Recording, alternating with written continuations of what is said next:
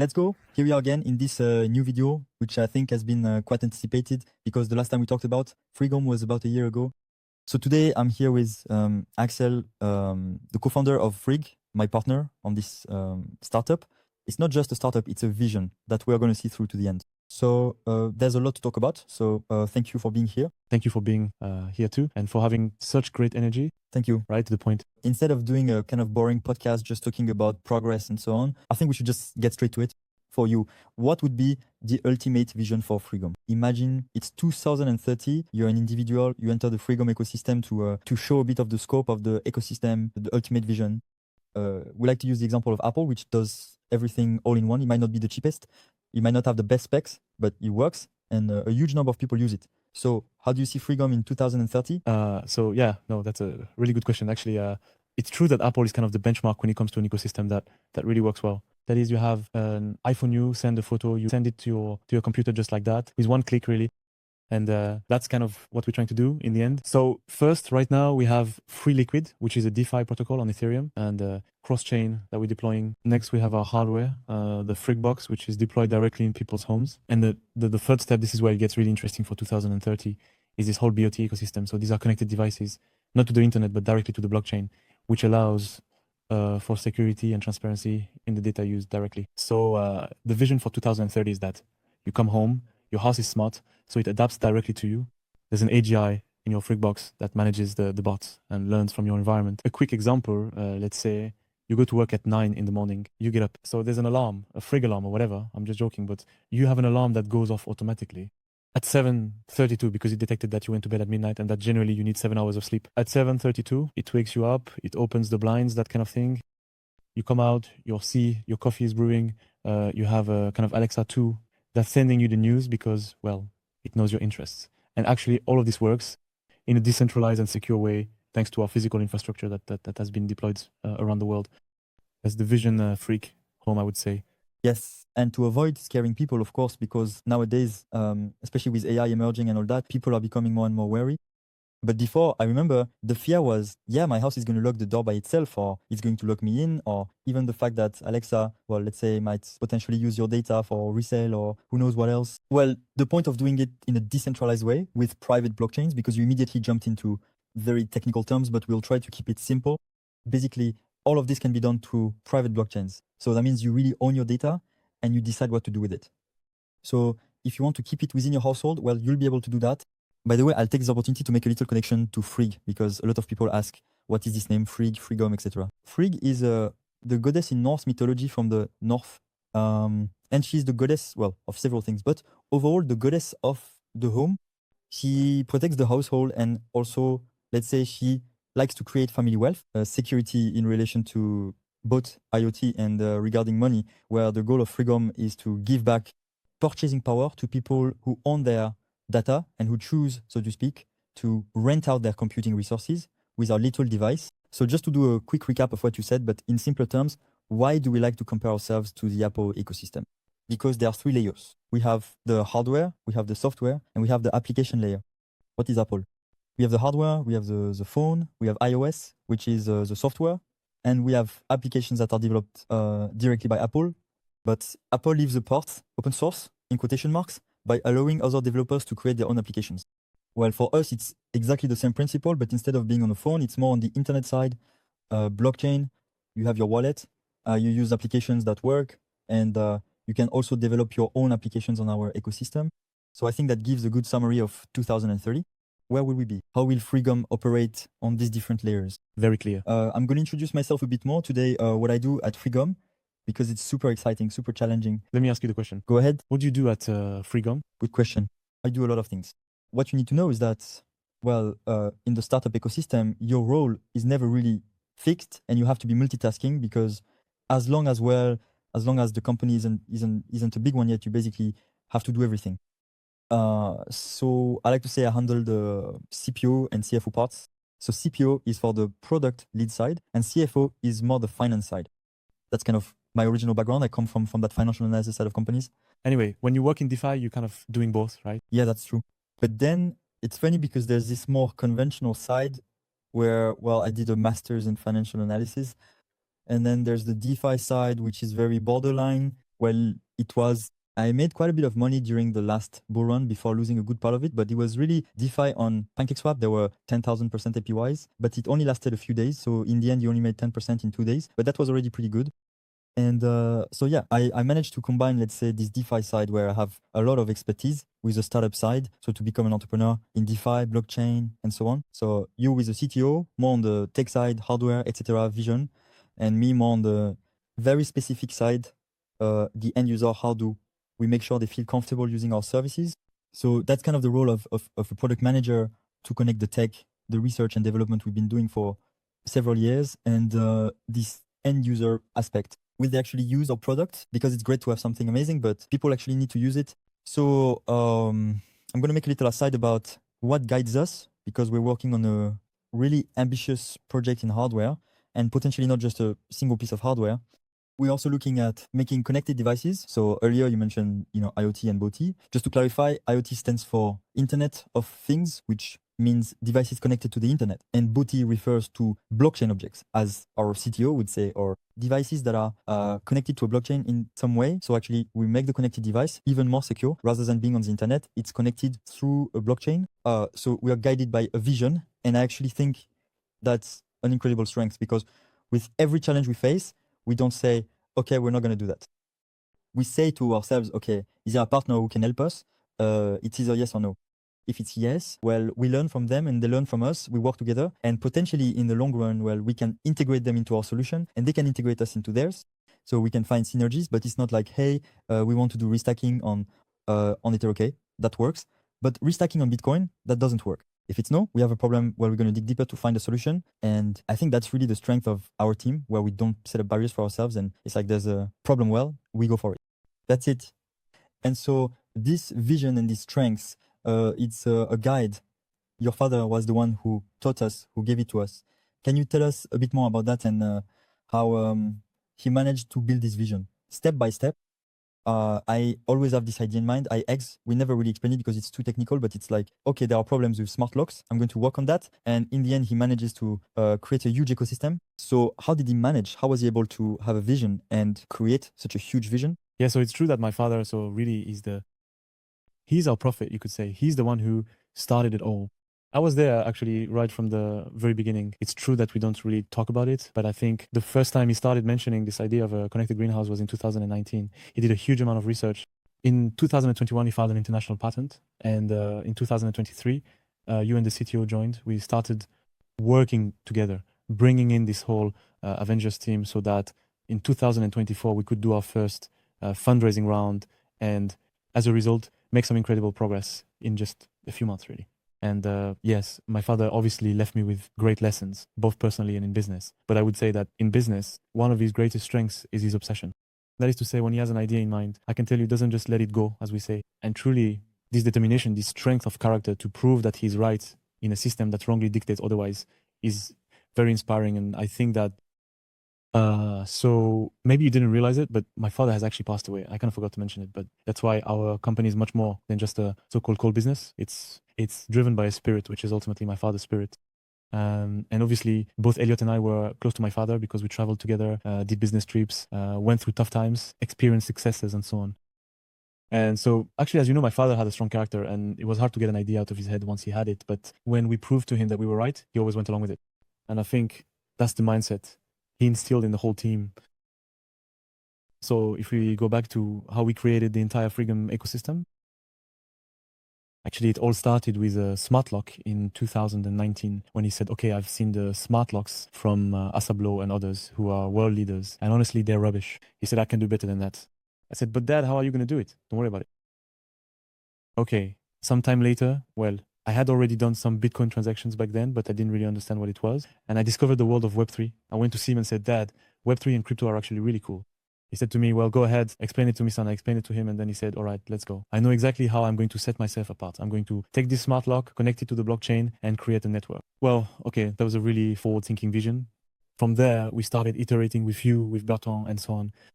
Bertrand is the CTO, and we completed this whole ecosystem, which at the start was just a smart lock. Then after that, it became a smart lock plus a server, and now it's a DeFi protocol with decentralized applications, the hardware layer, and the layer well. actually, all the layers you mentioned quite simply. And that's how we went from that object to where we are to the smart city. Well, he's wanted to do it for a long time. But in the end, it's this whole ecosystem. And so for those who are following the project, whether closely or from a distance, I've already had questions because I'm, let's say, in contact with the end user and exactly what are the market's expectations as well. The earliest was around 2019 when he started working on it. Yeah. He developed everything with his own funds, whether it was patents, etc. And then indeed, when I joined the project, it was, internet infrastructure connected to blockchain, but there wasn't necessarily this aspect of a finished product. So, well, my role was, okay, we have this RD that has been maturing for 2 or 3 years. How do we use it and make sure that clients will use it, or rather will want to come? So it was, well, very challenging to brainstorm, to talk about everything and nothing with lots of potential partners. And so here we are today, coming back to what we mentioned at the beginning, that famous Apple-style ecosystem, something that's clean and simple. So you talked a bit about stacking, about hardware, etc.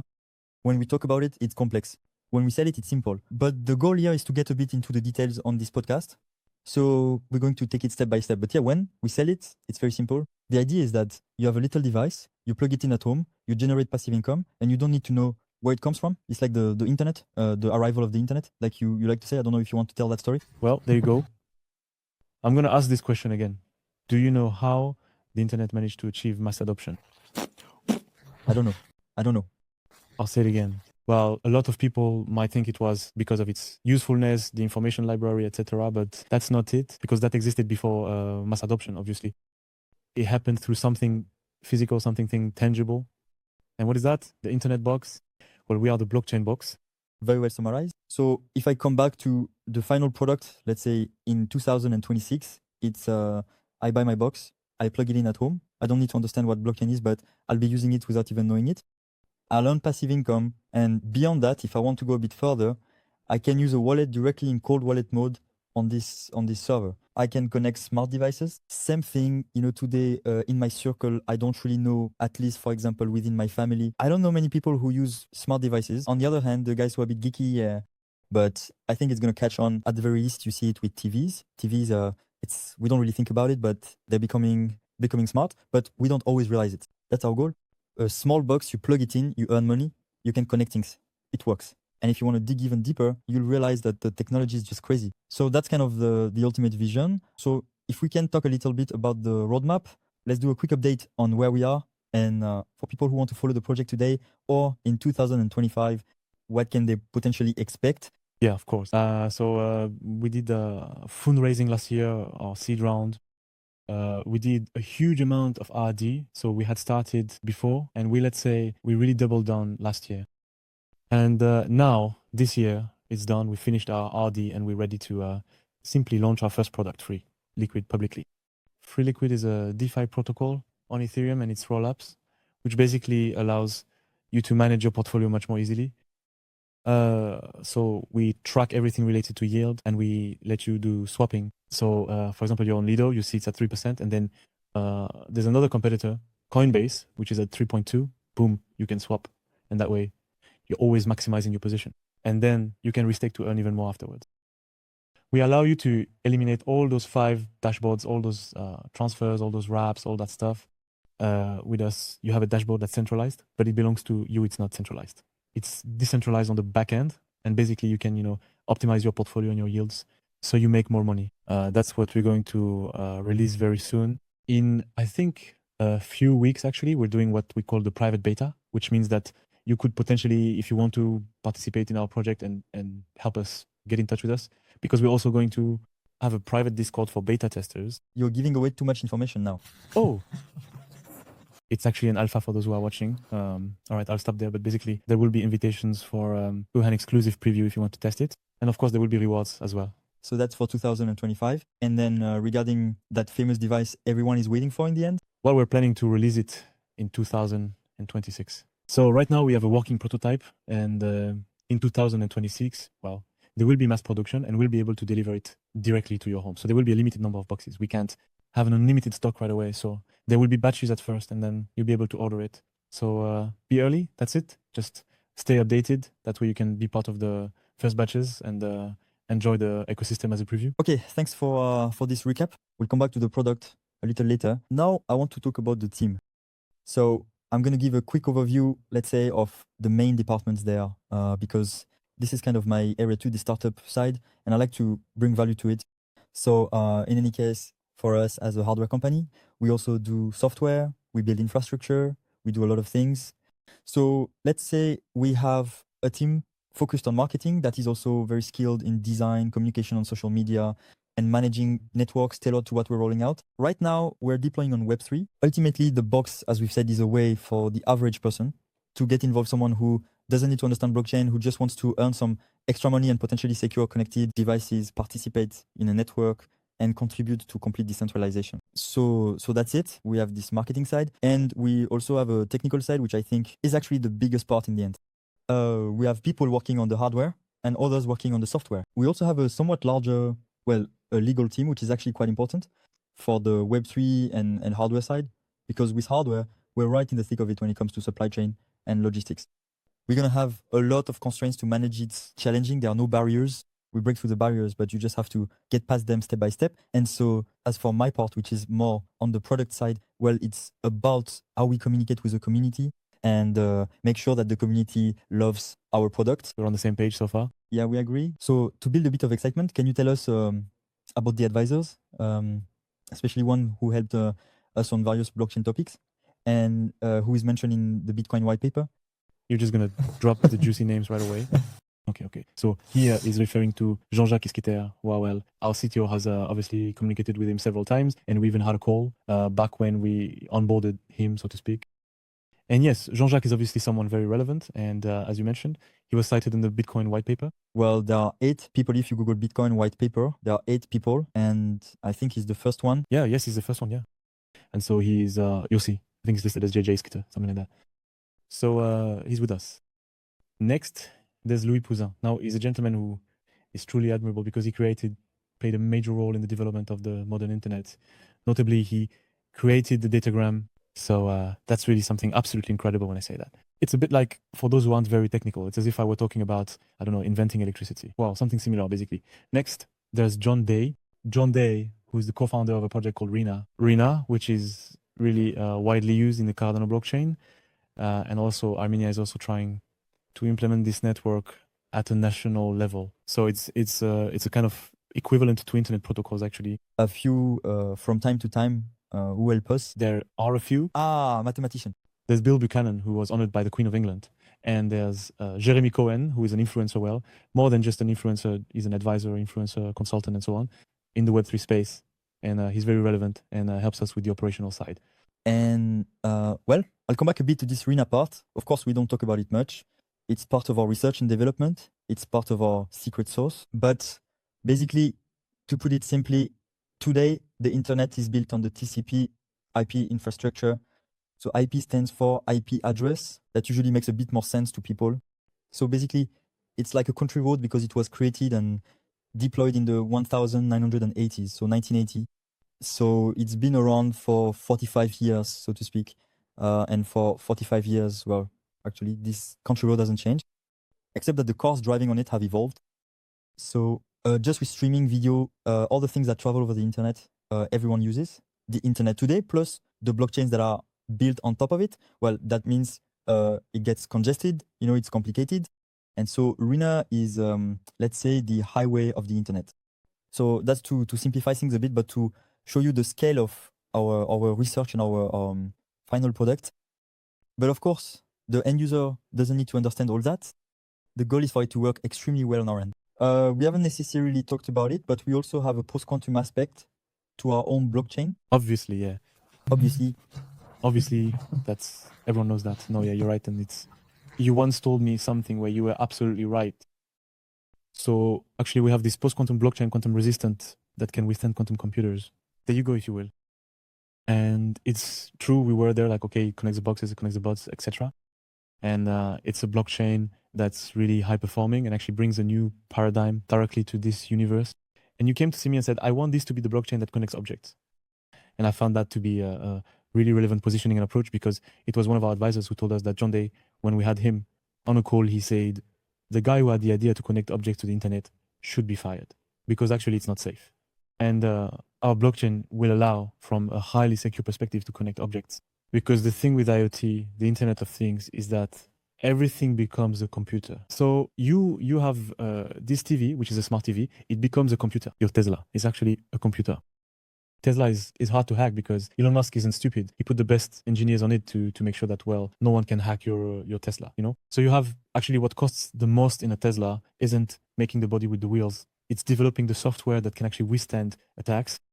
And so I think that's where the relevance of our blockchain lies. Yeah, there are transactions that cost much, much less. It's a lot faster. There are tons of amazing features. And it's not just about the software compared to other blockchains that might exist. It's also about the hardware level.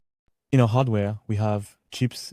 In our Friggbox, we have chips that host this quantum resistant or post-quantum blockchain, whatever you want to call it. And we'll be able to connect devices, and you won't be able to get your door at home hacked or your camera or whatever else. Yeah, that's one of the biggest problems. Basically, if I have a smart lock, can someone get into my house?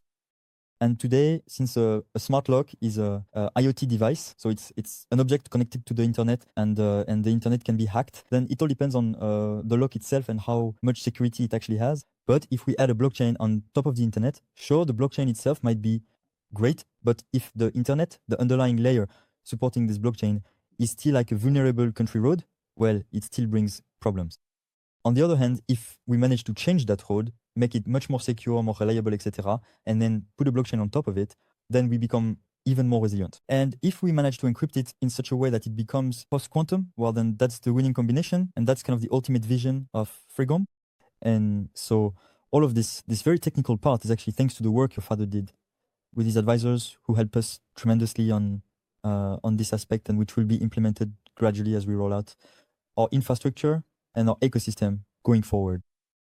So to finish up about the team, I'd like to give a little shout out to our CTO Bertrand, who really does an incredible job, and I admire him a lot, because whenever there's a problem, it's like, okay, I'll put 2 of my guys on it for a week and we'll find a solution. And it's always like that. So we always find solutions, always tackle problems. And for example, when it comes to things like routing pools of tokens on the ERC20 blockchain, on the Ethereum blockchain, well, when you do aggregation, you actually realize that those who claim to be open source actually aren't. They use partner routes and they don't say so. So they don't give you the best routes. They give you the route of the guy they've signed a deal with. Basically, it's only things like that we realize. We think that Web3 is open source and decentralized, but it's really not at all. Most companies don't know how to generate revenue. And what they're doing just earlier, we saw another project without naming names. It's basically, Yes. It's a project, doesn't matter which one, it's a kind of DEX, so a decentralized exchange. Basically, they had launched on a layer 2 blockchain that was really hyped 2 years ago.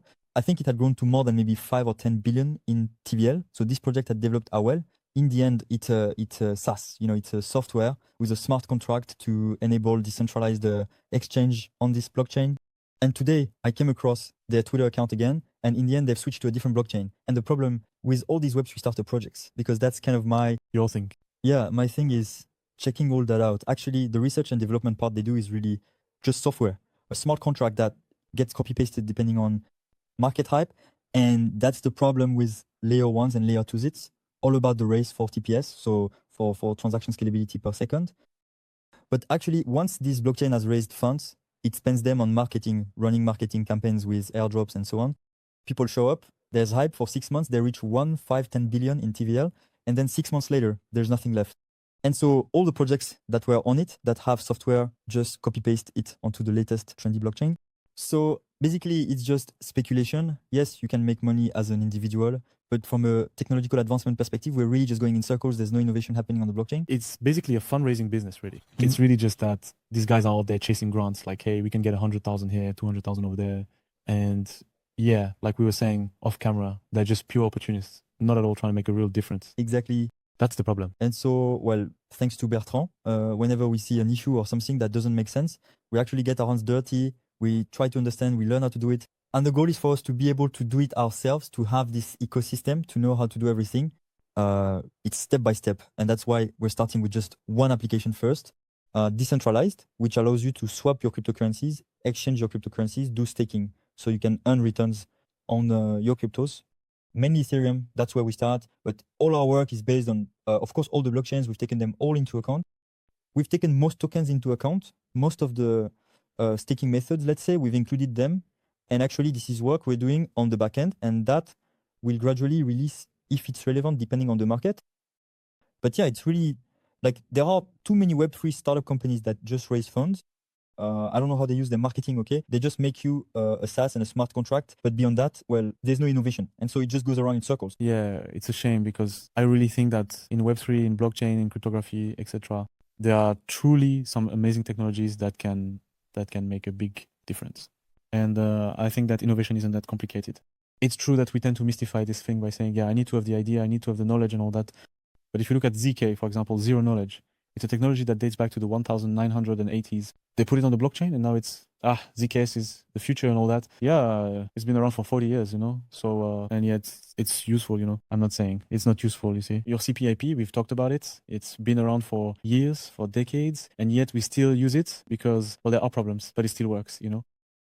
So I think that innovation, if it wasn't only done by opportunists, well, of course, there are opportunists who innovate because, well, that's also how the market works. But I really think that innovation itself can be done in symbiosis with making a profit. So there are guys who are just there for a quick cash grab. Okay, for a year we do this, then we move on to another blockchain that pays better. I think that's a bit stupid, but then again, everyone has their own business model and their own motivations, obviously. Yeah, absolutely. To get back a little bit to the product side of things. So overall, we have 3 layers: the hardware part, the software part, and the application part, which is really there for the end user. There's this aspect that needs to be understood, which is that most projects, generally, they have a good network. They manage to raise a lot of money. So here I'm talking about, let's say, the top tier blockchains, the layer 1s, the layer 2s, but which are backed by lots and lots of guys. Yeah, simple stuff. I can't remember his name right now, but the founder, one of Vitalik's co-founders, later created Polkadot. You see, and actually, it's always like that. There's a founder who creates a project with other people. They manage to raise a lot of funds, pay themselves, or whatever. 2 or 3 years later, he simply uses reputation to create another protocol, another blockchain, and raise more funds. But the thing is, they're just creating, it's not even infrastructure. Our CTO would say it's not infrastructure. But in common language, yeah, you can use infra for just about anything, and it doesn't really mean much. Same goes for protocol. But overall, he creates a project that doesn't really have any utility. It's more about a vision. So, okay, that's kind of the job of startups, to create something based on a long-term vision. But as a result, there's never any real utility. And even when it's live, like we've seen with all the layer 2s, to name a few, there's Arbitrum. Well, Arbitrum is still working pretty well. There's quite a bit of activity. Optimism, a bit less. Blast, for example, Blast made a huge buzz, but now the TVL, well, of course, it's gone back down. Chain, very recently. Chain, we can see that the TVL is dropping sharply because, well, people go there for the incentives, you get on board. But then there are a lot of, after 3 months, you've gotten your airdrop, your tokens, you got screwed over, and then you move on to something else. So in the end, there's no real utility for the end user except for the opportunists.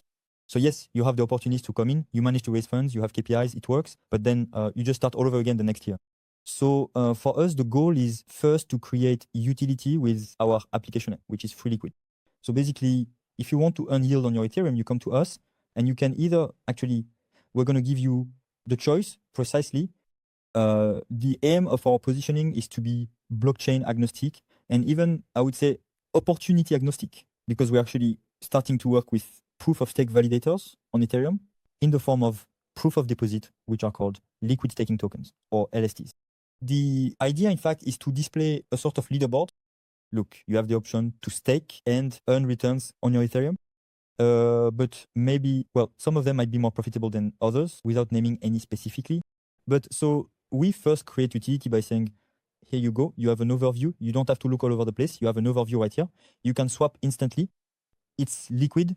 You can start earning yield on your Ethereum right away, and you can choose your staking option, whichever one you want. So we let you choose. And that's how we first create utility. Basically, if you don't know how to make money with Ethereum, how to put it to work, you come to us and we explain it to you. There's also an educational aspect with the quest system, etc., which we've put a lot of work into. So that's going to be released as well for the educational side. But the goal is that you don't need to understand, and you'll still generate returns from it. If we get into the details, we'll talk about staking, restaking, securing AVS, and that's on different blockchains. It's starting to happen a bit on Solana, but right now it's mostly on Bitcoin, where people are talking about restaking. MH. So these are concepts where In fact, Bitcoin is going to be restaked on the Ethereum blockchain, but there are a few projects that have managed to develop technology where it's native on Bitcoin. We're not necessarily going to get into the details, but basically the point is that we're building utility first, generating yield on your Eton, your Ethereum at first. And then we create the hardware and then the infrastructure. And actually it's on this infrastructure that we're going to generate a lot of revenue and we'll be able to redistribute it as yield. So in fact, the early adopters of the hardware, well, there will be advantages for the first ones, of course, but actually it's going to be exponential. Of course. Unlike all the Depend project. So just to remind you, Depend project is Decentralized physical network infrastructure. French. I'm translating Google Translate, that's me. So yeah, basically, when we talk about Depend in the crypto market, it's these little boxes. It's a hardware thing, something physical that lets you share something, data, and earn a return. Except that for most of them, and actually I don't even know a single one where the earnings have been exponential. Generally, the earnings are actually decreasing because how does it work? I have a Depend project, I make hardware, I share data, and I have to pay my users. So the project is going to raise funds. Once it has raised funds, well, it has cash on hand, either with its token or with the fiat reserve, whatever. It will distribute this token or the rewards, whatever. So that can create inflation or just token distribution, whatever. But as a result, people get this token. Of course, they're going to sell it. So in the end, you get a downward curve like this, which harms first your image, and second, your users who trusted you at the beginning, who maybe bought your device for $1,000. The first month, they might have earned 50 euros and they were happy. The second month, they are down to 20. And after 6 months, they are 50 cents a month. So in the end, sure, there are no promises in Web3. There are no guarantees about profits. There's always the possibility of loss, etc. But people potentially expect that a Deepin project that's launching. So for example, FriggHome is a Deepin project. DeFi, we do a lot of things. We have an ecosystem. A tech project. That's right. But basically, once we already have an application that works, next we make this hardware. This hardware will already generate revenue through our application. And then once the infrastructure is deployed, even without talking about connected cities, etc., well, that's when we generate revenue and can redistribute value. We first create value and then redistribute it. Unlike many projects that only redistribute value without actually creating any. So they are forced to create inflation, usually in the form of token. And I'd like to follow up on that. It's interesting because for those who don't know, the most powerful lever in tech for gaining adoption and therefore skyrocketing your company's value is actually the network effect. Yeah. And these Deepin projects are starting to gain momentum, to have a network effect where we realize that it's just a Ponzi scheme. So I'm not going to name names. You'll see the YouTuber called CoffeeZilla made videos about a network that's worth 10 billion, but only generates 15,000 in revenue per year. So I'll let you look up who it is. I'm not saying anything. But yeah, so it's pretty funny to see that in fact, it's not sustainable. Whereas in Web3, another lever that's very common in Web3 to make a project take off is actually to align incentives with the community. Yeah, absolutely. So yeah, to sum up, we create the initial value with our application. The first one, we drive adoption by making blockchains tangible with this hardware device. You understand, well, you buy it. You use the blockchain, but you don't need to know it. And you generate returns. And then we ultimately, with our infrastructure, we secure this network. We increase the revenue side, not to mention everything else around it, like IoT, infrastructure, etc., which will be developed. And so this secures the network by further incentivizing the first, the early adopters, let's say, and the hardware part will be rolled out even more. So it's a bit like that famous flywheel effect where you launch the application, then the hardware, and then it takes off and keeps spinning endlessly. It's in English, flywheel in French. Yeah. I don't know how you say it in French, maybe roue volante or something. No, flywheel. Roue d'inertie is better than roue volante for sure. Yes. Well, I can continue a bit on the FriggLiquid part for those who want to go a little deeper into the details. Plus, it's the next product. So if you want to try it out, folks, you should listen to what this man has to say. That's right. So to go back a bit to what we said about your father's vision, it was, he realized that connected logs were terrible. The internet was terrible. How do we make it work? Okay, we'll make a private blockchain. All right, but it could be ACAB, so post-quantum. Okay, on the RINA highway, to sum up, and so for us, it's kind of the same principle where we create a Web3 application, and each time we encounter problems, and each time we try to solve them. Basically, the first issue is that when you stake Ethereum on the validator, generally, at least today, you get a proof of deposit, what's called a liquid staking token, which tells you, here you go, you have X shares. Well, it's not exactly that, but anyway, you have X shares of the validator. And so the LST, the liquid staking token, will increase in value compared to Ethereum. So if you have one Ethereum, you buy an LST. Now, most of them are no longer at one since they've increased. But for example, in a year, instead of it being 1-to-1, it might be that one Ethereum equals, conversely, 1.05 of this LST, meaning more than one Ethereum. Anyway, the opposite. But basically, the liquid staking token will gain value compared to Ethereum. Except the problem we've noticed is that, well, when you want to exit your position, when you want to get your native Ethereum back, either you go through the protocol directly and you do an unstake. But when you do an unstake, basically, well, today there are other solutions, but either you have to wait 2 weeks because that's the lockup period imposed by the validators. So their business can run smoothly and they don't run into trouble since there's the whole issue of slashing, etc. So either you wait 2 weeks or you can get your funds back instantly, but you might have to pay a 1% fee through this protocol.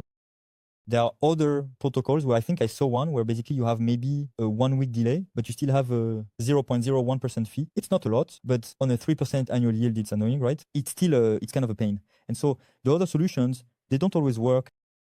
It depends on your liquid staking token, how big it is in terms of total value locked. Well, you're going to do a swap directly on the DEX, Uniswap, the most well-known one. But actually, this DEXO Uniswap needs to have LST pools. So if you have Steth, the LST from Lido, it's not really a problem. You can swap it for Ethereum. There's a lot of liquidity, so it's not really an issue. But if you go for more exotic things like FRX ETH, it's pretty good. I don't know. Off the top of my head, I have ETH, but it's pretty good as well. In short, there are some lesser known ones with lower TVL, and maybe the protocol itself hasn't set up a liquidity pool either. So it's users who have set up this liquidity pool, but as a result, it's not official. It's not a problem if it's not official, but it just means there will be less liquidity in it. So if there's only, I don't know, 50,000 in TVL in a liquidity pool for your somewhat exotic LST, well, when you exit your position, you're going to get hit with crazy slippage and you might lose 1 or 2%. So if you own 3% annually and lose 2, that's a problem. So what we do is solve this first problem, which is aggregating LSTs to get the best route without cheating. Because a lot of aggregators also cheat by redirecting to their partner's route or whatever. So our goal is to offer the best route to enter or exit your LST position, which, let me remind you, is a liquid solution to generate yield on your Ethereum. So that's the first problem. The second problem, which comes a bit later, is that we are working a lot on the unification of blockchains, you could say, on cross-chain solutions. That is to say, today liquidity is fragmented, and we see this even more with the emergence of new loans and L2s. Well, you know, if you want to bridge from Ethereum to Arbitrum, it's going to take like 15 minutes. You're not patient, are you? Yeah, that really shows there's a problem. For mass adoption, it's complicated. It's a pain, you know, like with Revolut, you take your Revolut. I have my Revolut. I send you $15, you get them. You're visionary, already living in 2030. That's it. I'm already in 2030, guys. We're bringing So that's it. It's about reaching a unified solution, omni-chain, cross-chain, that works, and where you don't have to say, okay, my LST is on optimism, so I have to bring it back to Ethereum, but then maybe I get hit with a bridge fee because in this direction, there's not enough liquidity, but in the other direction, there is. So the goal basically is to aggregate liquid staking tokens, cross-chain, and potentially much more than just LSTs, though I can't say too much about that for now. So that was just one problem. I think I talked a lot about this first problem. It's an important problem. Yeah. The second problem is the complexity of DeFi products. Do stacking. I think that's still the biggest problem. Yeah, because the end user, they don't really get it. I mean, they don't understand all of this, so they'll never actually use it. It's the same problem as in traditional finance, where basically you have to call interactive brokers for starters. I mean, well, so nobody goes there. So you end up on some scammy brokers and you lose your money, or you get hit with fees, and that's it. They charge you insane upfront fees. Yeah. It's exactly the same problem in traditional finance, where your banker will tell you, buy this, because he gets commissions on it. If you educate yourself a little, you realize you can do it yourself. Buy the CAC 40. He said on the CAC 40. How much are you down right now? I've been down for 5 years. I don't get it. No, but that's normal. It's just crisis. Don't worry. So yeah, actually, the more you educate yourself, the more you'll understand and you'll get access to quote unquote investments that are actually decent. So the most optimized investments, at least for native Ethereum, are what we call restaking. So we have native Ethereum, meaning the regular token, which we can stake, and we can get a proof of deposit called a liquid staking token to do other things without staking. And then we have restaking. So basically, it's like I'm staking once, and then staking a second time. In fact, we're going to secure what are called AVSs, side chains or oracles. Basically, we're going to secure blockchains that might not even have a token yet. Anyway, we're going to secure other things while keeping our Ethereum on Ethereum loan, but securing, other potential things that might either pay you in tokens later on. I think there are a few that have started paying in tokens or that pay you in future points. Anyway, this whole restaking thing is super complex. So the guy who just gets into crypto, Coinbase, I stake my Ethereum. Well, Coinbase takes 25%. The guy who digs a little deeper will go, okay, I'll stake on Lido. They take 10%. Okay. Then I discover FriggLiquid, even more profitable. And then as I keep learning, well, there's restaking. But honestly, restaking is still complex. So our goal is that with just one click, you can access a better yield. And you don't need to know why. If you want to know why, of course, there's documentation and you can look it up, but that's it. Today, with all the restaking protocols, well, you have 3-4 lines. Yeah, I have to choose my validator, my AVS, am I earning engine tokens, points, or something symbiotic? Oh, but here I have a 15 times multiplier. It's incomprehensible, the whole thing. People don't want that. It needs to be abstract, but also tangible in a way. You were talking earlier about something that was really relevant, where you compared the L2s, which are building infrastructure, and then after a few months or a few years, things die down. There's no more activity, nothing left, etc. Because those guys just built infrastructure, basically, compared to, for example, take Abstract. Over time, you can see there are more and more users on Abstract, more and more streams, more and more things happening. So these guys actually created a decentralized utility. Exactly. And that's why I think what you're saying is absolutely right. It has to be easy to use. People don't need to know about validators or any of that crap just to do something. No. They want to have strategies, for example, for the more advanced user sound. For beginners, they just want to click a button and that's it. Exactly. That's the second problem. I'll quickly go over points 3 and 4. We noticed this, and we've already mentioned its liquidity is fragmented across different L2s. You spend 6 months on Blast, then 6 months on Parachain, and each time you have to switch. So in the end, all these crypto Web3 companies are good at acquisition, but when it comes to retention, it's zero. For us, it's retention first, and then acquisition. First utility, and then all the rest, let's say, infrastructure, marketing, and so on. And the fourth problem then is wallet security. Very few people talk about this because they don't have the kind of research and development background that we do. Don't worry, my funds are on MetaMask, bro.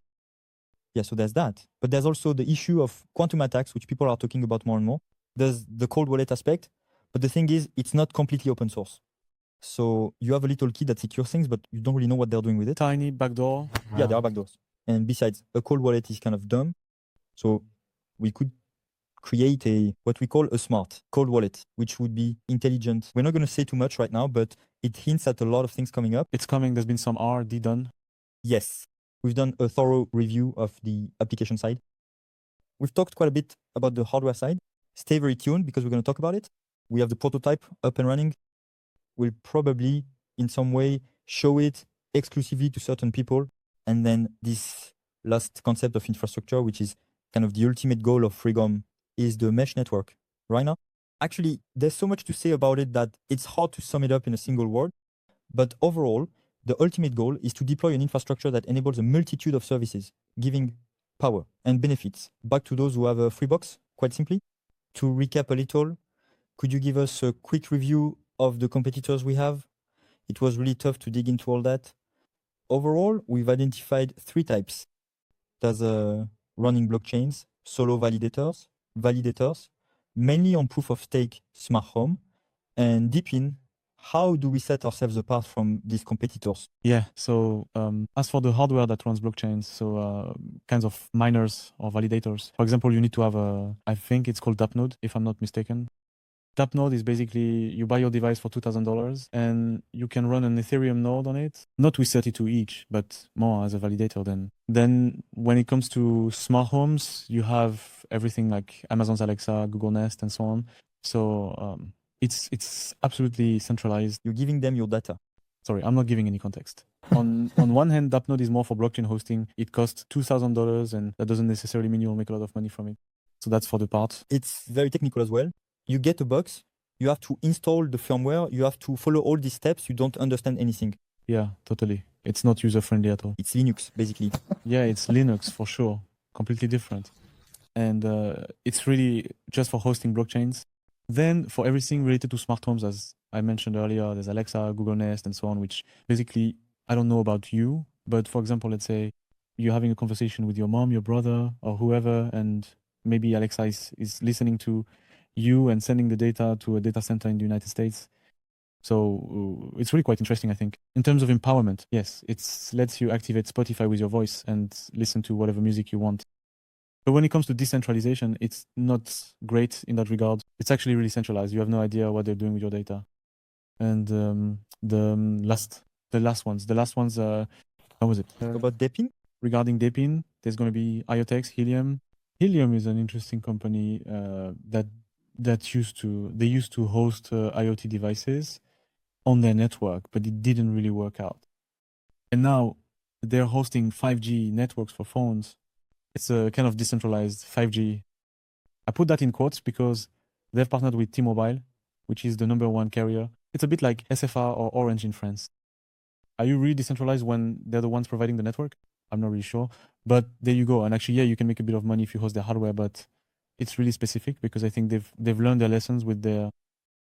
Yeah, well, how long have they been around? I mean, maybe they worked for a while, then they raised funds several times. It's been more than 8 years now, almost. Yeah, that's it before. It was Web 2. And then the CEO saw, oh, Web 3 is pretty good. It pays well. Let's go. We've got a deep in Web 3 project. Well, Web 3 first, and then Depine, because that word didn't even exist back then. So they launched their IoT network. There were people, but not much activity. Now they've done their thing. They've learned their lessons. So now there are specific conditions if you want to earn returns from it. But on the other hand, does it really change your life to have a little box there that relays their 5G? Not really, because maybe you have the mobile plan, okay, which you pay for. So I think it's like $20 a month, something like that. Yeah, I think in the US it's not too expensive. there are several plans. So the first one is free, but it's like you get 3 gigabytes. 3 gigabytes per month. What can you even do with that these days? You know, the second one must be 20, and the third maybe 40. Maybe it's changed. I don't know. But actually, in your everyday life, well, you don't really have a lot of options as a customer, and if there's not much impact in terms of innovation, it's okay if you're a bit tech savvy and you want to try out new gadgets. Yeah. So basically, all this is to say that everything is fragmented, and we're trying to unify it all a bit. Yeah, well, there are advantages and drawbacks everywhere, and what we're really trying to do is take the best from all worlds by empowering users. So through our ecosystem that connects everything, kind of like Apple, as you mentioned at the beginning, and through returns linked to our infrastructure. And so the difference, because a lot of people might ask me, why not just stick with the DeFi platform, etc. Actually, for us, there are synergies that are created between software and hardware. Yeah, that's it. And so to wrap up a bit on your father's vision, which you always emphasize, being a libertarian, the goal is to give power back to the people with a very educational aspect that he really focused on. On the one hand, you don't have to educate yourself, but if you want to, you can. And if you want to get into tech, you can do that too. But to make all of this tangible, well, we put a little box in people's homes. That's it, people need to be able to actually touch it. Yeah. Be able to touch it and be able to understand it.